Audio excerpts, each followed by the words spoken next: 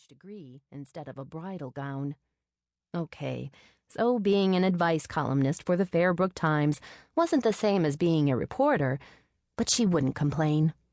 She'd taken the only position available that allowed her to utilize her writing skills and to show the editor what she could do if he'd just give her a chance.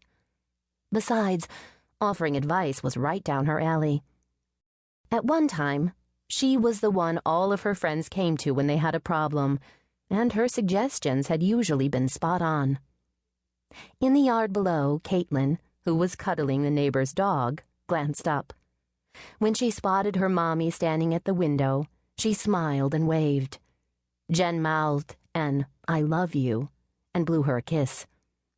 Then she returned to her desk and got back to work. So what should she tell Tired of being lonely? Dear Tired, there are many reasons people move back home or remain living with their parents in the adult years. Some of those reasons might even be admirable and no cause for worry. But that's not always the case, so your friends have a valid concern. As you should do in any relationship, keep your eyes open and don't rush into anything. However, something else struck me while reading your letter. I hope you're not settling just because you're lonely. 10 years from now, you might find yourself in an even lonelier place if you hook up with the wrong man because it seems like the right thing to do at the time. Jenn leaned back in her chair and read over the opening of her response, knowing it would need to be rounded out after she gave it some more thought. She answered each letter as though it would be one of the few that she used in the column, and so far, her efforts had met with success. A knock sounded, drawing her from her work. "Honey?" Her mom opened the door and peered into the small living area that doubled as a home office. "I hate to bother you, but I need to run to the market, and thought I'd take Caitlin with me." "That's all right." Jenn spun her desk chair toward the doorway. "While you're gone, I'll head over to the newspaper and pick up my mail." Most of the letters addressed to Dear Diana came as emails these days, but some still arrived via snail mail in care of the Times.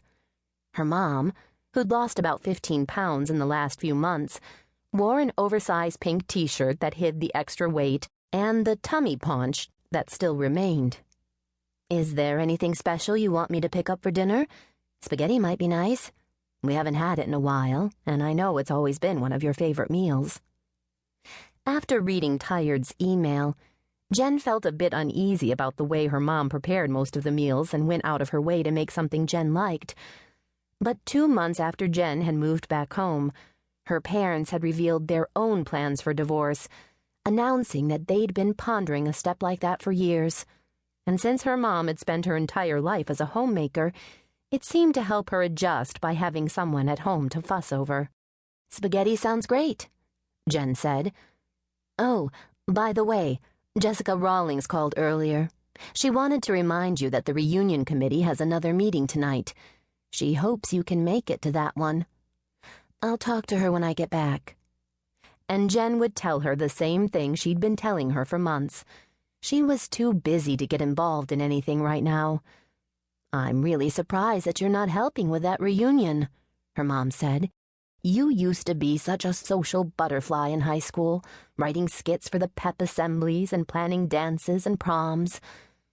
Time had a way of changing things, she supposed. "Actually, Mom, I don't really want to attend the reunion." "I'm sorry to hear that. Are you saying that because you're afraid you'll run into Jason?" "He doesn't bother me. Besides, I'm not sure if he's even planning to go. I just don't want the subject of my failed marriage to come up." And since Jenn and Jason had been the homecoming king and queen in their senior year, it was bound to, one way or another. Bottom line, she didn't want to deal with any of it, past, present, or future. Of course, if she had a full-time job, and if she weren't still living at home, it might be different. Her mom leaned against the door jamb and crossed her arms. "I can't blame you for that. Maybe you, Caitlin, and I can go to a movie that night." "That's an idea." As her mom closed the door, leaving her alone, Jenn glanced at the bright yellow flyer that rested on her desk, the one sent by Jessica and the gang as a reminder to hurry up and RSVP.